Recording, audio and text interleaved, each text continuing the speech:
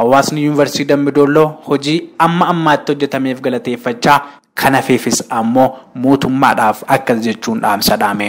Egaa magaalaa Dambidolloo bu'uuraalee hawaasaarraa wantoonni akka gaaffiitti gara qaama mootummaatiinis akka hawaasaattis bu'uurarraa hojjetamuu qaban jennu waan baay'ee jira jechuudha.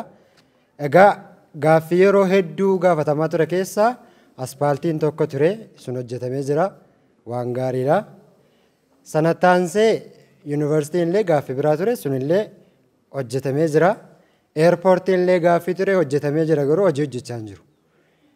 Kanaaf wanti asii gaafannu akkuma amma deemtaniiftan akkuma silallee dubbachaa jirtanii Dambidolloo jechuun handhuura biyyattii magaalaa Finfinnee irraa kiiloomeetirii 660 almost naannoo 54 natti fakkaata. Amma kana 600 ol jechuudha. Yeroo ammaa kanatti namni Finfinnee deemuudhaaf guyyaa 2 karaan itti fudhata jechuudha. Saniif eerpoortiin hojjetame kuni waan hojjetameef irraa atattamaan utuu hojii sustainable ta'e walitti fufiinsaan utuu eerpoortiin magaalaa Dambidolloo ture kuni atattamaan hojii isaa walitti fufiinsaanii I think naannoo torban tokko keessatti guyyaa 2 jedhamaa ture. Sanuma yoo ta'u utuu jalqabe tokko kanan jira. San irra caalaa immoo magaalaa Dambidolloo keessatti rakkoo guddaa kan ta'e jiru dhimma ibsaatiin wal qabatu. Ibsaan magaalaa Dambidolloo yoo quba qabaattan hin beeku yeroo darbee ji'a 2 oliif badee ture. Ji'a 2 oliif baduun kun ibsaa gaafa jennu bobeeffachuu qofa miti. Isa halkan boba'u qofa miti jechuudha. Ibsaadhaan hojii hojjetamu baay'ee jira. Dambidolloo dhaabee midhaan daaksifachuudhumaaf jecha asii beegimbii deemaa ture jechuudha. Naannolee garaagaraarra gaariidha. Almost hin babbadaa ta'uyyuu malee kan akka biyya kanaa hin jiru jechuudha. Ibsaan kun osoo itti nu yaadame ibsaan sustainable ta'e osoo magaalaa Dambidollootiif ta'ee kanan jiru kanan kaasaa gama ikoonomiitiin illee uummanni magaalaa Dambidolloo ibsaa walitti fufaa ta'e dhabuudhaan rakkoo guddaa keessa waan jiruuf jechuudha. Inni sadaffaan keessumaa guddina biyyaa keessatti yoo magaalaa Dambidolloo ilaaltanii lixa Oromiyaa irraa naannoo daangaarra jirti biyyi keessa ba'ee deemu hin jiru yoo asirraan karaa Gambeelaa ta'e malee.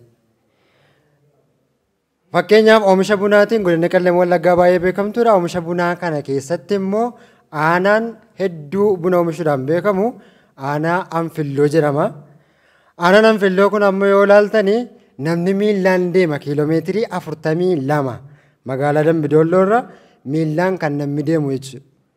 Bunni achi oomishamu gara gabaadhaaf dhiyaachuu abbootiin qabeenyaa gurguddoon hin jiru garuu buna kana fuudhanii gara ekspoortiitti gara magaalaa Finfinneetti abbootii qabeenyaa gurguddoo achitti geessuuf baay'ee rakkisaadha jechuudha.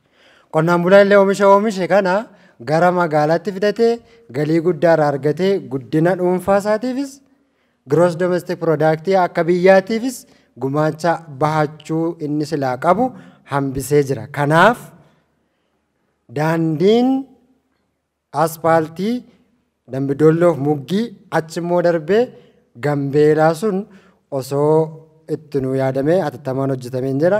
Maaliif akkan sila kaase biyyi keessa darbee magaalaa Dambidolloo kun jiru yoo karaa kanaan Gambeelaa irra ta'e malee.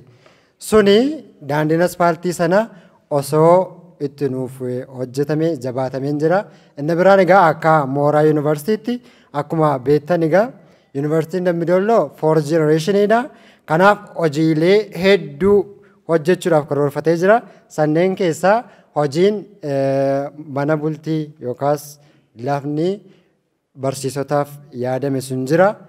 Akkanaaf karaa qaama mootummaatiinis karaa warra baajeta allokeeshinii irra jiranis karaa ministeera barnootaatiinis piroojektoolee karoorri istiraatejik pilaanii waggaa 10 yuunivarsiitiin Dambidolloo qabatee jiru kana akka galma gahuuf utubaa ta'ee ministeera barnootaas akka biyyaattis osoo yuunivarsiitii keenya nu jajjabeesse kan jedhuun dhaamsas ni dabarsa.